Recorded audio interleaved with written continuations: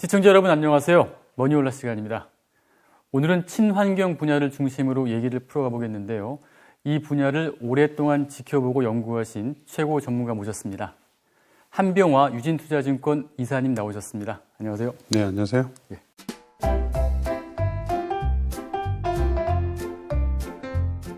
자, 이사님 연말 가까워 오니까 또 한 해 또 정리하고 내년 또 준비해야 되니까 많이 바쁘시죠? 네. 자, 이사님이 계속 쭉 강조해 오시고 주목하셨던 제26차 유엔 기후 변화 협약 당사국 총회가 이제 며칠 전에 폐막이 됐는데 네. 일단 이 회의가 어떤 회의인지 그리고 이번에 결론이 어떻게 났는지 요 내용을 좀 설명해 주시기 바랍니다. 유엔 기후 변화 협약 그게 되게 길어요. 길더라고요. 되게 깁니다. 되게 긴데. 기후 변화 협약 예, 당사국 그러니까 총회. 우리가 지금 이제 파리 협약 체제 안에 있잖아요. 그렇죠. 이 파리 협약 그다음에 예전에 있었던 교토 협약 이런 것들이 다 이런 기후 변화 당사국 총회 여기를 통해서 이제 그 협약들이 마련된 거고요. 이번에 이제 글래스고에서 있었기 때문에 이걸 이제 글래스고 협약이라 그러죠. 여기에 이제 이 기후 총회는 당연히 지구 온난화, 지구 온난화를 막기 위해서 탄소 배출을 이제 온실가스를 얼마나 감축하느냐 이런 것들에 대한 국제적인 합의를 이루는 그런 이제 이 회의라고 할 수 있습니다. 그래서 이번에도 갑론을박이 많이 있습니다. 결론적으로 잘했다 못했다 이런 얘기들이 많이 있는데 전 세계 모든 국가들이 다 모여서 어떻게 하나의 결론을 그렇게 완벽하게 하루아침에 도출하겠습니까? 이게 되게 오래 걸리는 작업인데 저는 나름대로 성과가 컸다고 봅니다. 한 2주 동안 굉장히 장기간으로 열렸는데 결론이 좀 났습니까? 그래서? 네, 결론은 났고요. 원래 사실은 이번 협약은 주로 이제 2030년까지 앞으로 10년 동안의 각 국가별의 탄소 감축 계획을 갖다가 서로 이제 논의하고 미리 이번 협약 오기 전에 이제 제출을 했거든요, 유엔에. 그 협약들을 서로 이제 보면서 추인을 하는 이제 그런 자리여서 사실 특별하게 변동될 건 없었었어요. 근데 이제 거기에 더해서 어떤 그 화석 연료에 대한 보조금이라든지 그다음에 석탄을 어떻게 하겠다든지 이런 것들을 이제 한 목소리를 내려고 이제 모았던 건데 100% 완벽한 거는 실패했어요. 그러니까 예를 들면 석탄 발전소에 대한 폐지를 하자 또는 화석 연료에 대해서 보조금을 지금 엄청 주고 있는데 그것도 폐지를 하자 이런 이제 안을 EU도 그렇고 미국도 그렇고 들고 나왔는데 인도라든지 중국이라든지 러시아라든지 이런 이제 이산화탄소를 많이 배출하면서도 화석연료를 많이 쓰는 국가들이 반대를 해서 폐지하는 거는 못했어요. 그러나 다만 이제 점진적으로 감축한다. 페이스 다운이라고 그러죠. 페이스 아웃이 아니고 페이스 다운 하는 것에는 합의를 했습니다. 근데 그게 이런 이제 유엔 기후총회에서 처음 있는 합의였어요. 한 번도 이때까지 화석연료 보조금을 어떻게 하자든지 석탄 발전을 어떻게 하자든지 얘기는 아예 문구에 삽입이 안 됐었거든요. 많은 나라들이 반대를 했기 때문에. 근데 이번에는 어쨌든 이제 넣어서 나름 큰 성과가 있었다고 할 수 있고요. 그리고 두 번째 성과는 이제 워낙 선진국들이 배출한 탄소 배출 때문에 굉장히 개도국들이 지금 어떻게 보면 많이 힘든 거잖아요. 지금은 개도국들이 많이 배출을 하지만 사실은 산업화가 굉장히 일찍 일어났기 때문에 선진국들이 미리 많이 배출했죠. 그렇죠. 그래서 이제 개도국 입장이 충분히 이해가 되죠. 당신들이 오염을 시켰으니 당신들이 보상을 해라. 그러면 우리가 열심히 하겠다. 이제 이런 거였는데 그래서 연간 이제 한 $1,000억 정도를 이제 모아서 기후 대응 기금으로 이제 개도국한테 주기로 했었는데 합의가 이제 제대로 안 됐었어요. 아직까지도. 근데 이제 어쨌든 이번에도 완전하게 합의는 안 일어났는데 그 기금의 규모를 한 2배로 늘리자 그런 것들에 이제 합의를 했고요. 그리고 원래 이게 5년마다 한 번씩 점검하는 거였거든요. 근데 이제 작년에 사실은 코로나 때문에 1년 늦춰진 거예요. 1년 늦춰졌는데 요번에 이제 그래서 어쨌든 했고 5년마다 한 번씩이지만 요번에 좀 미진한 부분들이 있었다고 판단을 했고 좀 더 빨리 가야 되겠다는 이제 생각을 한 것 같아서 내년에 한 번 더 모이기로 했어요. 원래 예정이 없이 한 번 더 모이기로 한 거군요. 원래 사실은 요번에 했기 때문에 이제 5년 뒤고 1년 늦었으니까 4년 뒤에 모여야 되는 건데 그렇죠. 내년에 한 번 더 이집트에서 하기로 아. 결론을 냈습니다. 그러니까 그만큼 지금 많은 국가들이 대부분 다 급하다, 이제 절실하다는 거를 좀 뭐 깨닫고 있는 거죠. 네. 그럼 이번에 뭐 합의된 내용이 뭐 단계별로 뭐 감축은 하기로 했지만은 뭐 몇 년, 그러니까 매년 얼마씩 감축한다 이런 것도 합의가 됐나요? 그거는 각 국가들이 이미 적어냈어요. 2030년까지의 네. 탄소 감축 목표들을 유엔에 다 이제 그걸 이제 NDC라고 그러죠. 예. 그러니까 자발적으로 자기 국가들이 컨트리뷰션하는 그런 이제 계획들을 다 적어냈고 그거는 뭐 이게 이제 뭐 그럼 일부에서는 야 그게 법적 구속력도 없는데 뭐 적어내기만 하고 안 하면 그만이지 뭐 이렇게 하는 뭐 물어본 분도 계세요. 예. 근데 이제 그거는 그런 이제 익스큐즈는 개도국들밖에 안 됩니다. 그러니까 우리나라와 같이 이제 OECD 국가들 그러니까 이미 잘 살게 된 국가들은 그렇게 국제사회에 약속하는 것 자체가 굉장히 큰 구속력을 가지죠. 그렇겠네요. 네, 그럼요. 그럼 뭐 창피해서 다니겠습니까, 그게? 그러니까 못 사는 나라 같으면 아이고 우리가 좀 너무 힘들어서 못한다 이런 말이 되지만 그래서 사실은 이번에는 이미 유엔 기후총회가 있기 전에 많은 국가들이 대폭 상향된 안을 다 유엔에 제출했어요. 미국, 뭐 유럽, 우리나라, 일본, 뭐 심지어 뭐 호주 뭐 이런 국가들까지. 그렇기 때문에 사실은 뭐 이게 여기 뭐 완전한 이 합의가 없다고 해가지고 이 탄소 감축으로 가는 인류의 여정이 뭐 이게 도태되거나 이런 거는 아니었어요. 아니었기 때문에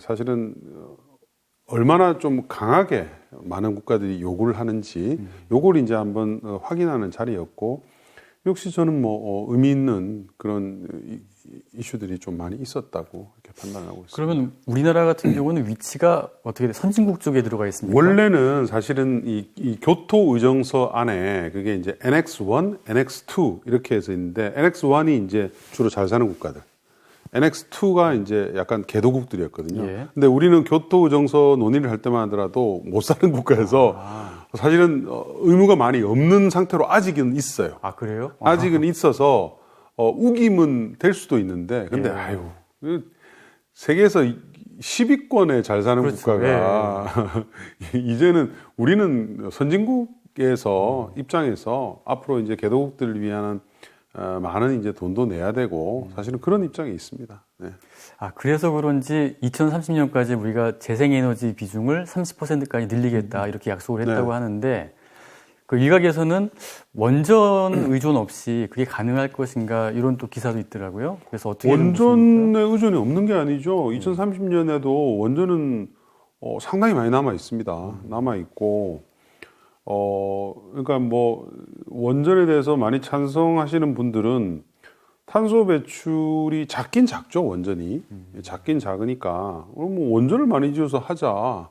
이렇게 이제 말씀들을 하시는데 상대적으로 이제 비중이 그게 늘어나면은 맞출 수가 있으니까. 근데 그럼 탄소 배출을 작게 하는 거는 맞죠. 기존에 뭐 석탄이나 천연가스보다도 훨씬 작은 탄소 배출을 하게 되고 생애 주기를 다 따지면 아주 작지는 않지만 어쨌든 뭐 현저하게 작죠. 기존 화석 연료에 비해서. 근데 이제 제가 이제 그러면은 이제 여쭤보죠.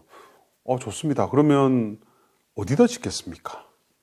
하고 제가 물어봅니다. 어디다 지을 수 있을까요? 대한민국에?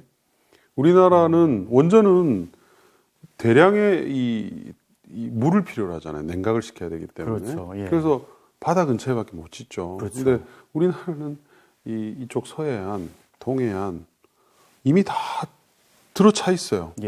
원전 밀집도가 전 세계에서 가장 높은 국가 아닙니까? 뭐 압도적으로 높아요. 우리는 이 좁은 땅덩어리에 원전이 뭐 지금 뭐 수십 개가 있으니까요.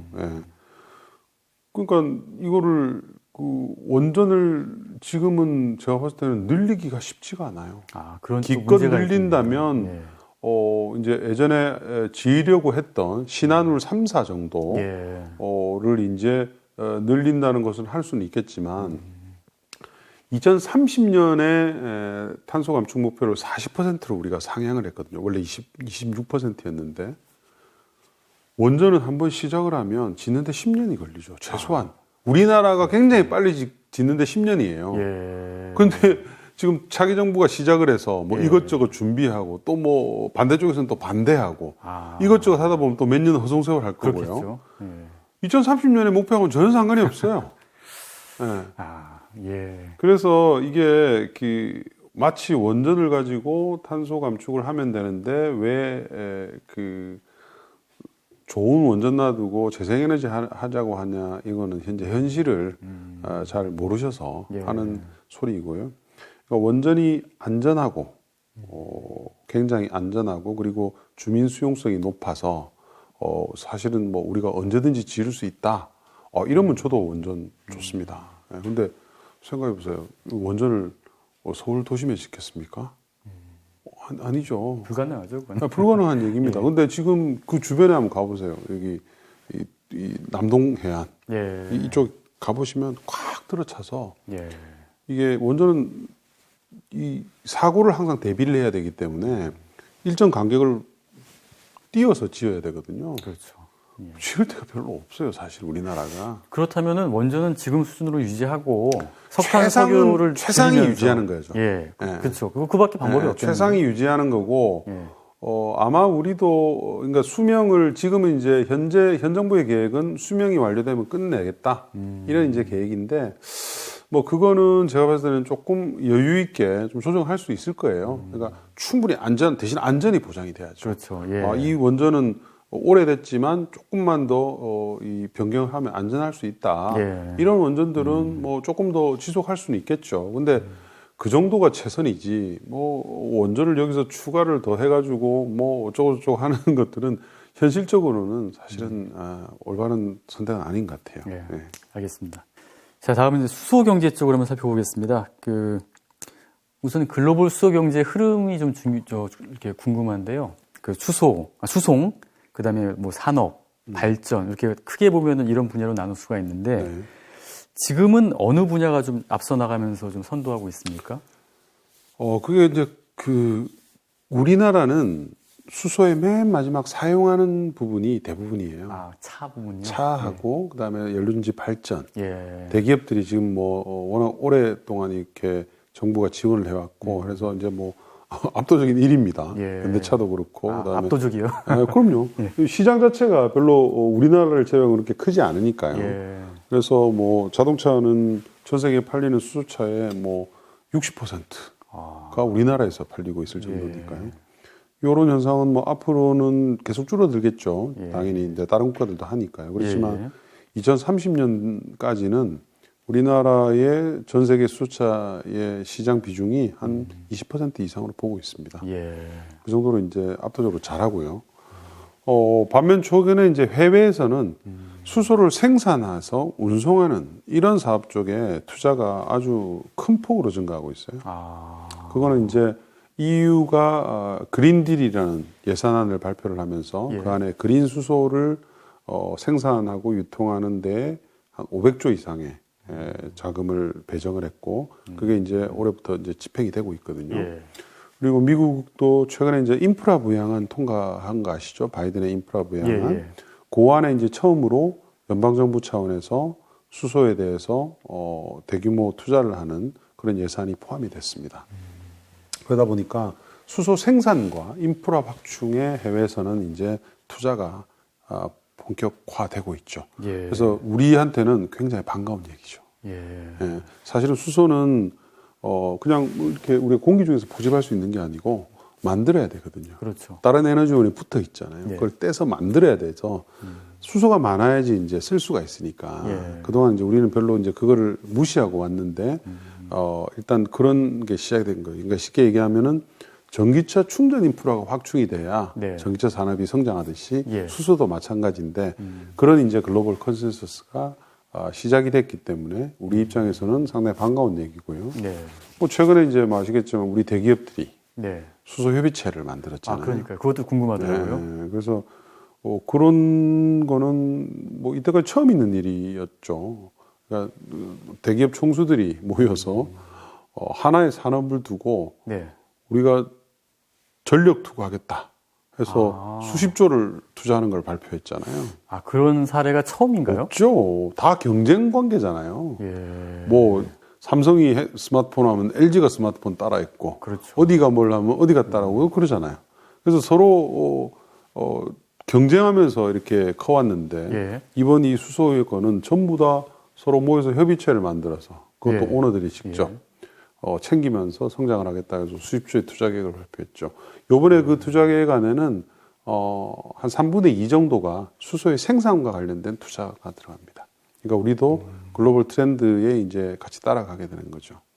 근데 이제 수소 경제 같은 경우는 우리나라한테 딱 맞는 게 우리는 뭐 석유 생산도 안 되고 그렇습니다. 예, 결국은 재생에너지, 수소 그쪽으로 가는 게 가장 유리할 텐데 문제는 그린 수소 이 생산 단가가 아직은 굉장히 비싸다고 하더라고요. 그렇습니다. 이게 경쟁력을 가지려면 어떤 좀 단계를 좀 거쳐야 될까요?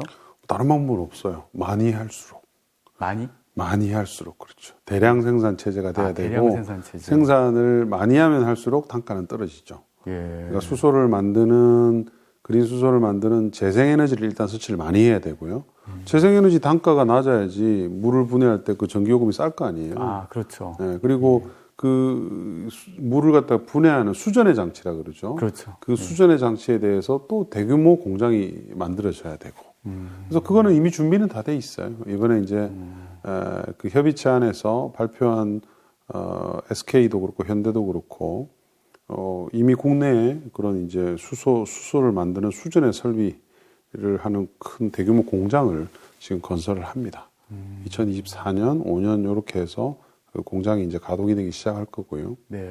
이제 조금 부족한 게 이제 재생에너지죠. 국내가 이제 사실은 할 수 있는 여력이나 공간이 없는 것도 아닌데 우리는 이제 뭐 사회적인 갈등이라든지 뭐 여러 가지 이슈들 때문에 뭐 좀 이 체제 그러니까 시스템이 지금 좀 안 갖춰진 부분들이 많아요. 예를 들면 전기요금이 그냥 뭐 정부에 의해서 무조건 통제되는 이런 구조라든지 이런 것들이 이제 그런 투자를 저해하고 있죠. 네. 네. 근데 지금 그대로 그냥 이걸 놔두고 갈 수는 없어요. 예. 예. 뭐 빨리 이 변화가 돼야 되고 일단 대규모 재생에너지가 많이 설치가 되면 이 수소를 만드는 그린 수소의 단가도 많이 떨어질 수밖에 없죠. 근데 이웃 중국 같은 경우에 급속하게 친환경으로 가다 보니까 전기 값은 이제 올라야 되는데 그걸 또 통제하다 보니까 또 석탄 생산은 또 못 따라가고 뭐 그래서 전력난까지 뭐 발생하고 약간 이런 뭐 수급 상황에서는 꼬이는 문제가 발생했던데 우리나라도 좀 그런 가능성은 없을까요, 그러면? 우리나라는 그럴 가능성은 없고요. 중국 같은 경우는 이제 중국뿐만 아니라 요즘 뭐 유럽에도 그런 이슈가 있었고 한데 일시적으로 좀 있어서 뭐 바람이 안 불었다고 해서. 근데 뭐 그런 거는 굉장히 그 사소한 사례이고요. 그러니까 이번에 이런 전력 부족 현상, 뭐 에너지 부족 현상에 사실은 제일 큰 원인은 코로나 때문이에요. 코로나의 회복이 예상보다 빨리 되면서 산업 경기가 확 올라갔잖아요. 그렇죠. 수요가 많은데 이제 여러 가지 이제 공급 부분에 있어서 뭐 중국발 석탄 이슈도 있었고 유럽에는 또 천연가스 파이프라인이 제대로 작동이 안 되면서 그런 것도 있었고 이제 이런 것들이 복합적으로 작용을 했죠. 근데 이제 그거를 보면서 우리나라의 특히 많은 언론들이 이거 봐라. 탄소 중립을 빨리 하면은 큰일 난다. 이렇게 얘기를 했잖아요. 우리는 많은 언론들은. 근데 이번에 가장 피해가 컸던 유럽이나 중국은 반대의 얘기를 했죠. 영국의 보리스 존슨 총리는 이번에 천연가스 가격 폭등하고 뭐 이렇게 하고 난 뒤에 거 봐라. 우리가 에너지 독립을 못했기 때문에 이런 피해를 당하는 거다. 그래서 에너지 전환을 더 빨리 할 거다. 그렇게 발표를 했죠. 그게 정답이잖아요. 우리가 언제까지 이렇게 해외에서 수입하는 천연가스나 뭐 석탄이나 이런 거에 의존할 거냐. 그렇게 발표를 했죠. 중국도 마찬가지예요. 중국도 그런 이제 전력 부족 사태 일부 뭐 심각하지 않았어요. 사실은 않았는데 뭐 하여튼 여러 가지 이제 많이 확장이 됐는데 거기에 대해서 이제 시진핑이 내린 결론은 사막에다가 400기가의 풍력 태양광 단지를 건설하라 하고 발표를 해서 이미 건설하고 있어요. 예. 지금 요즘 중국의 전력난 얘기하는 사람 없잖아요. 중국은 통제 경제이기 때문에 그냥 하라면 하는 거죠. 지금 석탄이 오히려 남아돌아요. 석탄 가격이 이렇게 급락했죠, 최근에. 석탄 가격을 낮췄죠, 반값으로. 정부에서 낮췄죠. 그러니까 뭐 그린 인플레이션이라는 것 자체의 실체도 사실은 없을 뿐더러 오히려 그런 것들이 더 빨리 우리가 이 저탄소 구조, 리뉴얼 에너지 체제로 가야 되는 그런 이제 촉매제로 작용을 하겠죠. 그 유가 천연가스 가격이 몰래 MMBTU당 1달러, 2달러 하다가 지금 5달러 하는데 이게 우리나라와 같이 이게 그 전력 시스템이 요금이 정해져 있는 국가에서는 의미가 없겠지만 유럽이나 미국 같은 케이스는 이게 왔다 갔다 수요와 공급에 따라서 왔다 갔다 하잖아요. 천연가스 가격이 폭등해요. 석탄 가격이 폭등해요. 그러면 어떻게 되겠습니까? 발전 탄가가 재생에너지가 얼마나 더 강점을 많이 가지겠어요. 수요가 당연히 늘 수밖에 없죠. 그래서 뭐 하여튼 무조건 빨리 변하는 방법밖에는 답은 없다. 이걸 이제 이번에 이제 그린 인플레이션이라는 그런 이제 얘기들이 준 교훈이라고 할 수 있겠습니다.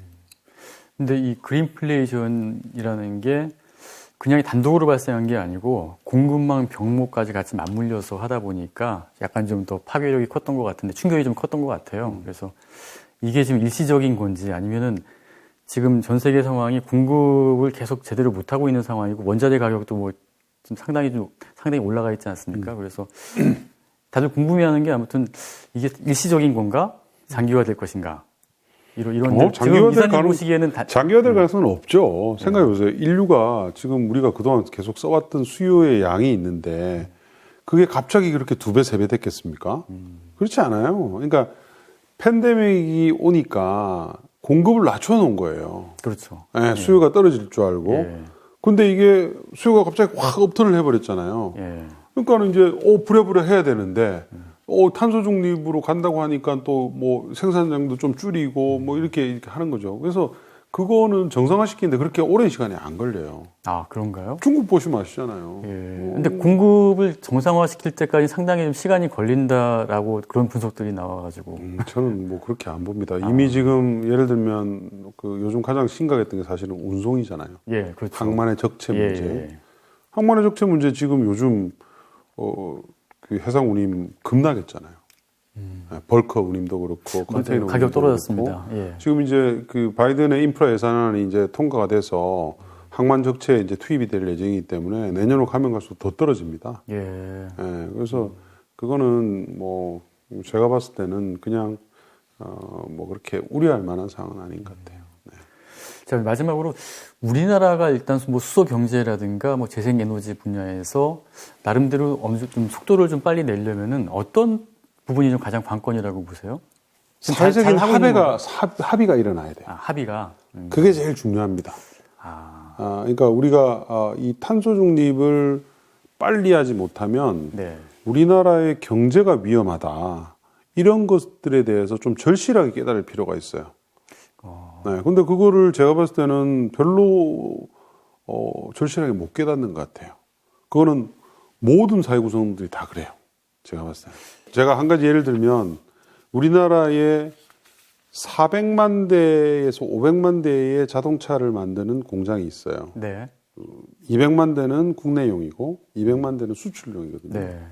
다 내연기관차잖아요. 대부분 다. 아직까지. 그죠? 근데 앞으로 다 이제 없어지겠죠. 그렇죠. 다 없어져야 됩니다. 탄소 중립을 위해서는 2030년 중반까지는 이후부터는 안 만들어야 돼요. 그렇죠. 그럼 다 없어져서 전기차로 다 전환을 하게 되면 전기차를 전환하게 되면 일자리가 가만히 앉아서 한 30-40%가 줄죠. 그렇죠. 배터리가 엔진을 대체하는 거니까 거기서 로스가 있는데 더 문제는 200만 대의 수출 공장이에요.